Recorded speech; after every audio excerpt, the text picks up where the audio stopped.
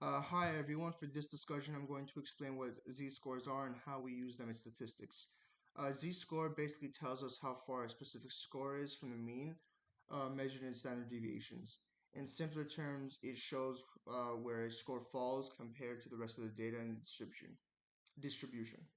The formula we learned in class for calculating a z-score is z equals x minus m divided by s.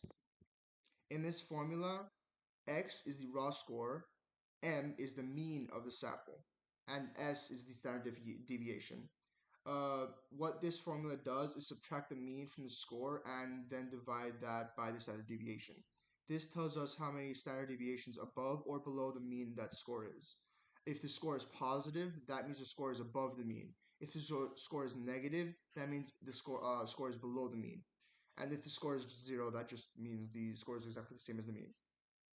Z-scores are useful because they help us understand how unusual or typical a score is.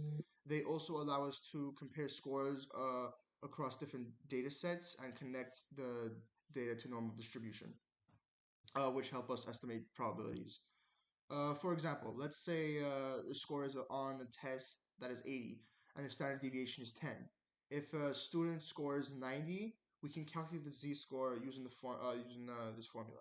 Z equals 90 minus 80 divided by 10. So, and then it would be z equals 10 divided by 10, z equal 1. This means the student score is one standard deviation above the mean. Using the normal curve, we know that a score is one standard deviation above the mean is higher than about 84% of the scores in the distribution. Oh, so that tells us the student did better than most who took the test. Most people who took the test.